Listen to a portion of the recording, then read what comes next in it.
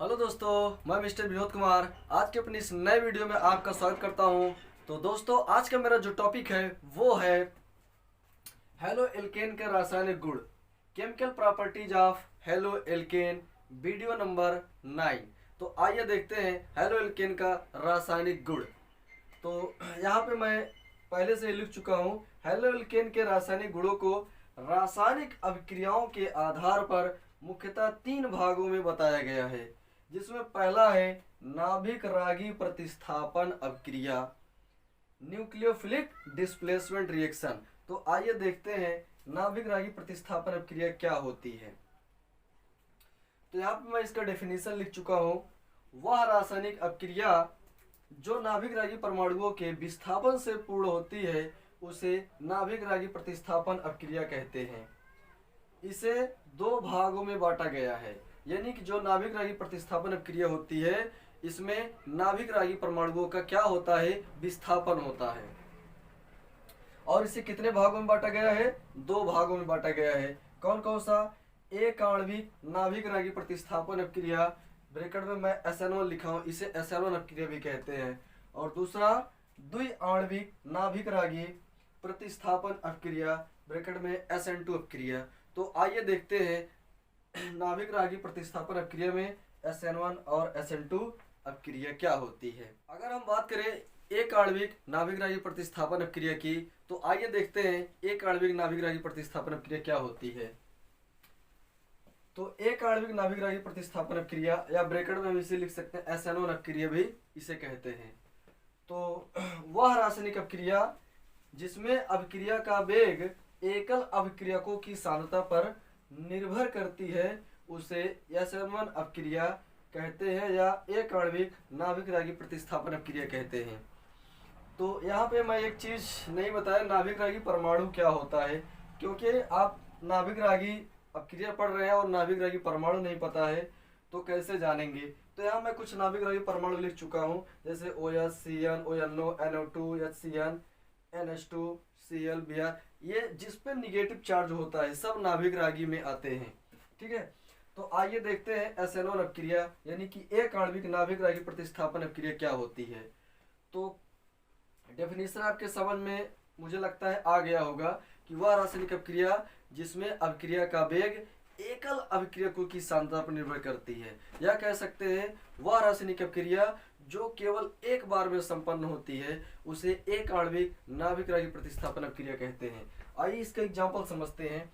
जैसे halo alkane में हम ले लें, जैसे CH3CL, ये हमारा क्या है, हेलो एल्केन है।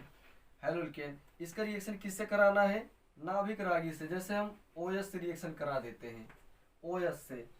तो आप जानते हैं इस पे कौन सा चार्ज होता है, निगेटिव चार्ज होता। क्या है, इस पे भी निगेटिव चार्ज होता है और इस कार्बन पे पॉजिटिव चार्ज। तो ये इसको क्या करता है, प्रतिस्थापित कर देता है, यानी कि ये इसका स्थान ग्रहण कर लेता है और यहाँ से हमारा बना लेता है CH3OH, और ये जो क्लोरीन आयन होता है ये हमारा बाहर निकल जाता है।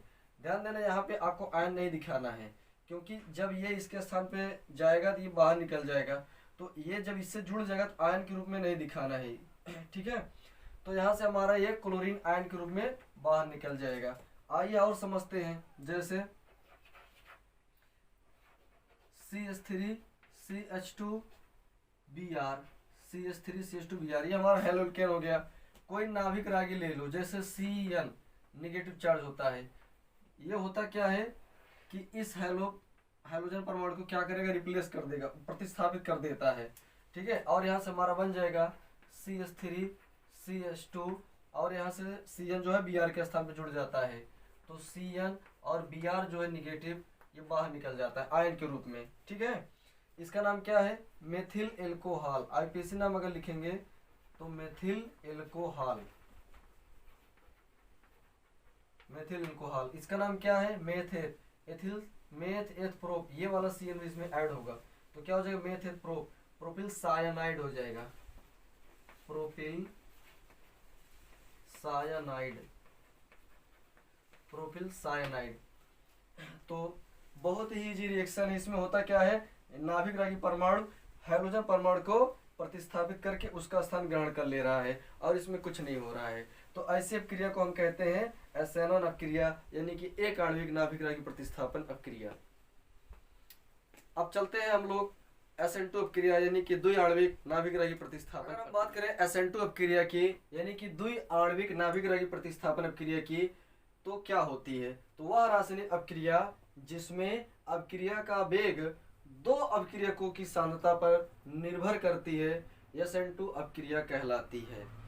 यानी कि वह रासायनिक अपक्रिया जिसमें अपक्रिया का वेग दो अपक्रियकों की सांद्रता पर निर्भर करती है, उसे SN2 अपक्रिया कहते हैं। अथवा करके लिख सकते हैं वह रासायनिक अपक्रिया जो दो बार में संपन्न होती है, उसे SN2 अपक्रिया कहते हैं। आइए इसका एग्जाम्पल देखते हैं। जैसे मान लेते हैं कोई हैलो एल्केन है, जैसे CH3Cl, CH3Cl। तो हमारा ये हैलो एल्केन है। इस हैलो एल्केन का नाम क्या है? क्लोरोमेथेन। ठीक है, क्लोरोमेथेन। इससे हम किसी नाभिक रागी परमाणु सक्रिय करा देते हैं। ठीक है, फर्स्ट ये चरण है अभी। तो जब नाभिक रागी परमाणु सक्रिय कराते हैं, होता क्या है कि ये जो है इसके इस तरफ से पहले अटैक करता है कार्बन परमाणु पे। ठीक है, कार्बन परमाणु पे जैसे ही ये इसके इस तरफ से जुड़ता है तो यहाँ पे हो जाता है OH निगेटिव, कार्बन एक हाइड्रोजन, यहाँ से नीचे दो हाइड्रोजन, और यहाँ पे जैसे ये इससे यहाँ से जुड़ता है तो ये वाला भी ऋण आवेशित हो जाता है, ऋण आवेशित, और इस पे पॉजिटिव चार्ज आ जाता है। इसके बाद सेकंड चरण में क्या होता है? सेकंड चरण में ये होता है कि यहाँ पे ये जो नाभिक रागी परमाणु है ये अपने ही स्थान पे रहता है। ये हाइड्रोजन परमाणु यहाँ पे घूम के चला आता है और क्लोरीन जो है बाहर निकल जाता है। यानी कि OH अपने स्थान पे रहता है। ठीक है, एक कार्बन से ये हाइड्रोजन अपने स्थान पे भी रहता है, ये भी अपने स्थान पे है, ये भी अपने स्थान पे है, ये भी अपने स्थान पे है, और यहाँ पे जो क्लोरीन होता है ये बाहर निकल जाता है आयन के रूप में। ठीक है, क्लोरीन जो होता है ये बाहर निकल जाता है सेकंड चरण में।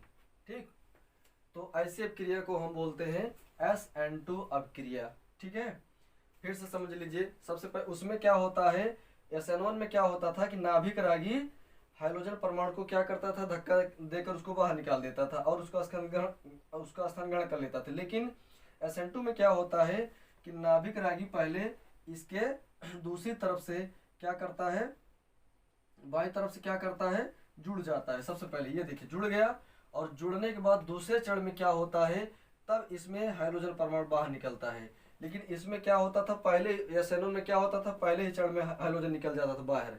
लेकिन इसमें ऐसा नहीं है। इसमें क्या है, सबसे पहले नाभिक रागी परमाणु इसकी दूसरी तरफ से जुड़ता है और दूसरे चरण में क्या होता है, हाइड्रोजन परमाणु बाहर निकलता है। तो ऐसी अपक्रिया को SN2 अपक्रिया कहते हैं। आइए इसका एक एग्जाम्पल और समझते हैं, तब आपको समझ में आएगा। जैसे ले लेते हैं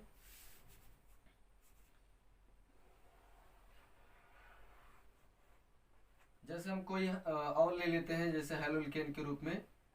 जैसे एक कार्बन से दो हाइड्रोजन, ये है दो हाइड्रोजन, और यहाँ Br ले लेते हैं, और यहाँ पे मान लेते हैं हम Cn से रिएक्शन कराते हैं। नाभिक रागी जो परमाणु है Cn। फर्स्ट चरण में क्या होता है, फर्स्ट चरण में ये होता है कि ये जो नाभिक रागी परमाणु है इसके इस तरफ से अटैक करता है कार्बन पे। तो जैसे ही ये कार्बन से जुड़ता है ये इसको ध्रुवित कर देता है, यानी कि यहाँ से Cn आकर के इस तरफ जुड़ जाता है।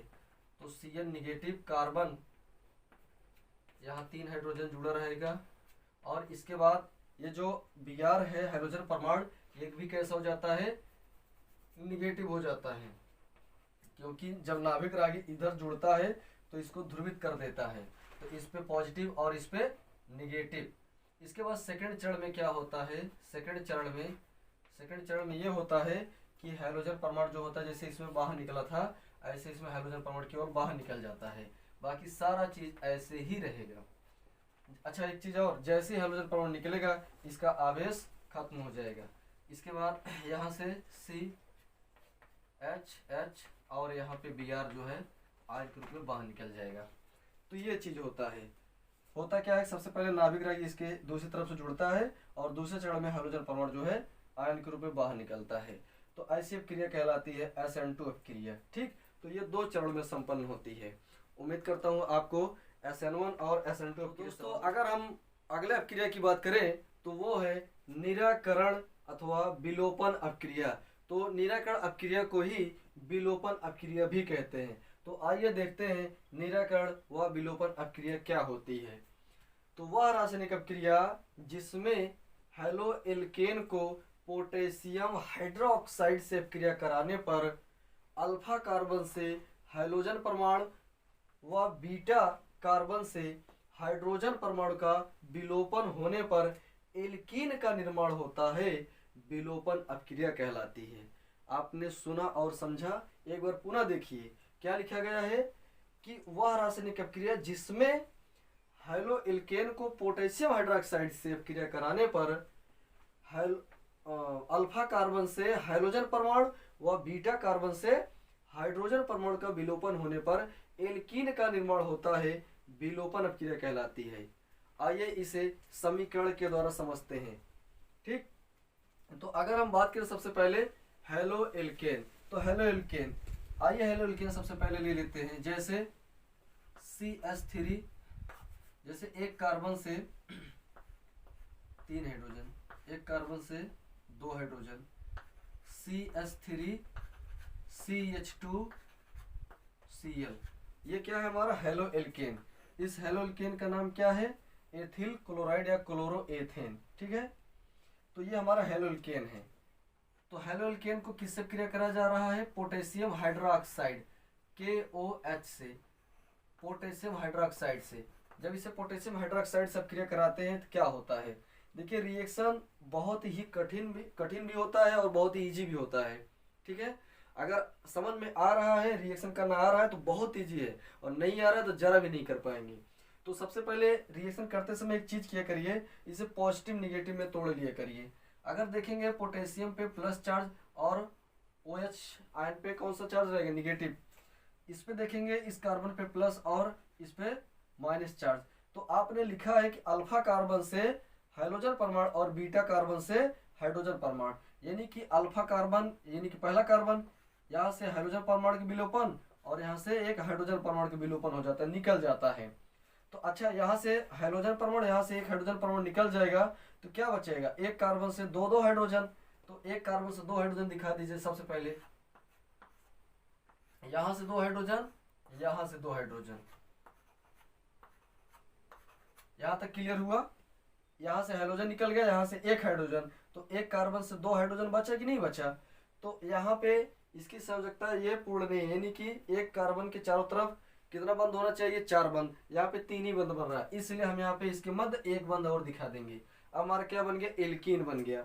ठीक, तो यहाँ से एक चीज आपको दिख रहा है, इस पे प्लस और इस पे माइनस, तो ये दोनों प्लस माइनस क्या हो जाएगा, जुड़ जाएगा, ऐड हो जाएगा। तो यहाँ से क्या बन जाएगा, KCl बन गया। और देखिए, अच्छा ये जो हाइड्रोजन निकला, तो हाइड्रोजन पे कौन सा चार्ज होता है, प्लस चार्ज होता है, हाइड्रोजन पे प्लस चार्ज, और यहाँ पे क्या बचा है, OH पे निगेटिव, दोनों जुड़ करके क्या बना लेगा, H2O, जल बना लेगा। तो यहाँ से क्या आपने क्या लिखा है, लास्ट में एल्कीन का निर्माण होता है। तो एल्कीन का निर्माण होगा, साथ में ये प्रोडक्ट बनेगा, ये उत्पाद बनेगा। ठीक है, साथ में। तो ऐसी अपक्रिया क्या कहलाएगी, विलोपन अपक्रिया। सिर्फ एक चीज ध्यान देना है कि यहाँ से अल्फा कार्बन, जो पहला कार्बन है, यहाँ से हाइड्रोजन परमाणु निकलेगा और दूसरे कार्बन से एक हाइड्रोजन निकल करके एल्कीन का निर्माण हो रहा है। बाकी जो है पोटेशियम हाइड्रोक्साइड से रिएक्शन हो रहा है, तो हाइड्रोजन परमाणु जो है पोटेशियम से जुड़ करके KCl बना लिया। ठीक है, या हाइड्रोजन चेंज कर सकते हैं, Br भी ले सकते हैं, I भी ले सकते हैं, कुछ भी ले सकते हैं। तो यहाँ से एल्कीन का निर्माण होगा और साथ में वो प्रोडक्ट उत्पाद बन जाएगा। तो ऐसी अपक्रिया क्या कहलाएगी, निराकरण या विलोपन अपक्रिया। उम्मीद करता हूँ ये अपक्रिया समझ में आ गई हो गई। ठीक है, अब हम लोग अगले अपक्रिया पे चलते हैं। अपक्रिया की बात करूं तो वो है धातुओं के साथ अपक्रिया। तो आइए देखते हैं धातुओं के साथ अपक्रिया। तो जिसमें पहला है Mg से अपक्रिया। ठीक है, यानी कि मैग्नीशियम से अपक्रिया। तो आइए देखते हैं हेलोएल्केनों का अगर Mg से अपक्रिया कराते हैं तो क्या बनता है। ठीक है, तो अगर हम बात करें इसके इक्वेशन यानी कि समीकरण की, समीकरण की, तो समीकरण की अगर हम बात करूं, जैसे हेलोल्केन ले लेता हूं CH3Cl, ये क्या हमारा हेलोल्केन है। तो हेलोल्केन को अगर हम Mg से क्रिया कराता हूं तो क्या बनेगा, ठीक है। तो यहाँ से Mg, ये Cl और CH3 ये दोनों एक में जुड़ करके क्या बना लेता है, CH3MgCl बना लेता है, CH3MgCl, ठीक है, जिससे हम क्या बोलते हैं, ग्रिगनार्ड अभिकर्मक। आप जानते हैं ग्रिगनार्ड अभिकर्मक का फार्मूला क्या होता है, RMgX। R बोले तो एल्किल समूह, Mg धातु है, X बोले तो हैलोजन परमाणु, ठीक है। तो यानी कि हेलोएल्केन जो है Mg से अपक्रिया करके क्या बना लेता है, ग्रिगनार्ड अभिकर्मक बना लेता है, ग्रिगनार्ड अभिकर्मक,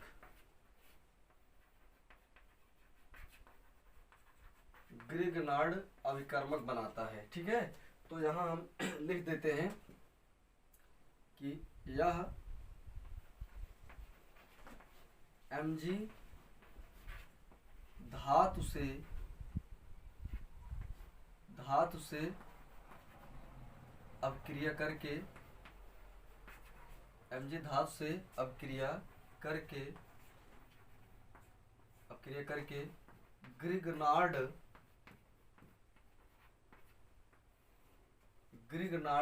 अभिकर्मक बनाता है,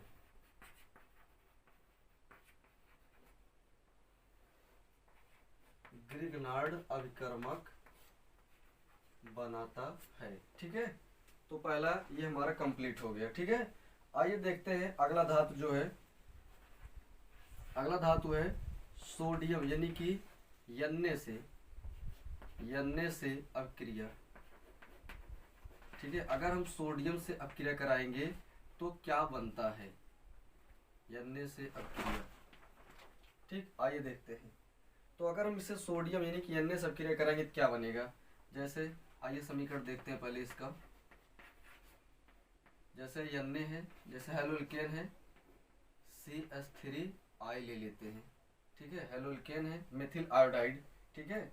तो इसे अगर हम Na से अपक्रिया कराते हैं, Na, ठीक है, Na से अपक्रिया कराते हैं तो हमारा क्या बनता है, तो होता ये है कि इस पे Na 1 पॉजिटिव, इस पे 1 निगेटिव, यहाँ से NaI बन जाता है, NaI सोडियम आयोडाइड बना लेता है। और यहाँ पे जो एल्किल समूह होता है ये दुगुने के रूप में प्राप्त होता है, CH3 ये दुगने के रूप में प्राप्त होता है, ठीक है, दुगने के रूप में प्राप्त होता है।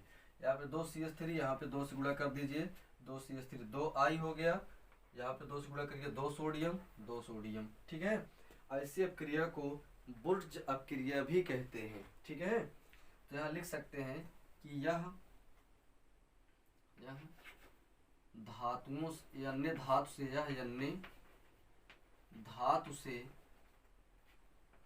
अन्य धातु से अपक्रिया करके, अन्य धातु से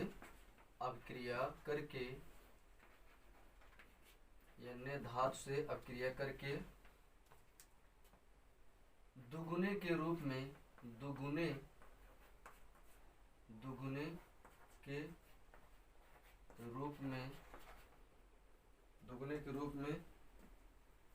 हाइड्रोकार्बन, दुगने के रूप में हाइड्रोकार्बन या एल्किल समूह, दुगने के रूप में एल्किल समूह,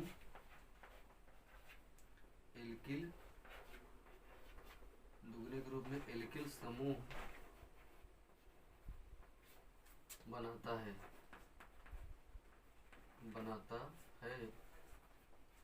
ऐसी अपक्रिया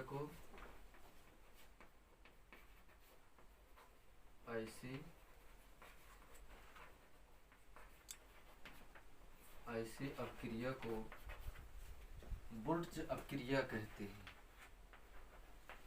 ऐसी अपक्रिया को बुर्ज अपक्रिया कहते हैं, बुर्ज अपक्रिया कहते हैं, ठीक। तो दोस्तों अगर हम बात करें Na से अपक्रिया, तो Na से जब अपक्रिया करता है यहाँ पे जो एल्किल समूह होता है ये दुगने के रूप में बन जाता है, ठीक है। और सोडियम जो है हैलोजन से अपक्रिया करके क्या बना लेता है, सोडियम हाइलाइड बना लेता है। जैसे इसका नाम क्या है, सोडियम आयोडाइड। और ये क्या बना लेता है, मतलब ये दुगने के रूप में क्या बना लेता है, हाइड्रोकार्बन, ठीक है, या एल्किल समूह बना लेता है। तो ऐसी अपक्रिया को क्या क्या क्या कहते हैं, बुर्ज अपक्रिया कहते हैं। यहाँ पे एल्किल समूह आप बढ़ा सकते हैं, जैसे C2H5 भी कर सकते हैं, C3H8 कर सकते हैं, एल्किल समूह यहाँ पे बढ़ा सकते हैं, ठीक है। जरूरी नहीं CH3 ही रहे, एल्किल समूह बढ़ा सकते हैं। तो यहाँ पे लेकिन जो जितना एल्किल समूह रहेगा इसका दुगने के रूप में यहाँ पे बनेगा, और सोडियम जो है यहाँ पे जो हाइड्रोजन रहेगा उससे अपक्रिया करके सोडियम हाइलाइड बना लेगा, ठीक। आई होप आपको हेलो एल्केन का रासायनिक गुण पूरी तरह से समझ में आ गया होगा। यदि हेलो एल्केन का रासायनिक गुण पूरी तरह से समझ में आ गया हो तो इस वीडियो को ज़्यादा से ज़्यादा लोगों तक शेयर करने की कोशिश करिए। यदि अभी तक मेरे इस चैनल पर नए हो तो तुरंत मेरे इस चैनल को सब्सक्राइब कर लीजिए, क्योंकि यही एक ऐसा चैनल है जहाँ पे आपको छोटी छोटी भी जानकारी मिलता रहेगा। क्योंकि मैं देखा हूँ बहुत सारे लोग जो रिएक्शन नहीं कर पाते हैं, रिएक्शन करने में उनको समस्या होती है, ठीक है। तो मैं एक एक चीज़ बताता चलूँगा, रिएक्शन में कहीं पर भी किसी जगह किसी तरह से कोई भी दिक्कत नहीं आएगी यदि आप मेरे इस चैनल पर बने रहेंगे तो, ठीक है। आई होप आप मेरे चैनल पर बने रहेंगे और रोज आपको एक वीडियो मिलता रहेगा। Thank you so much.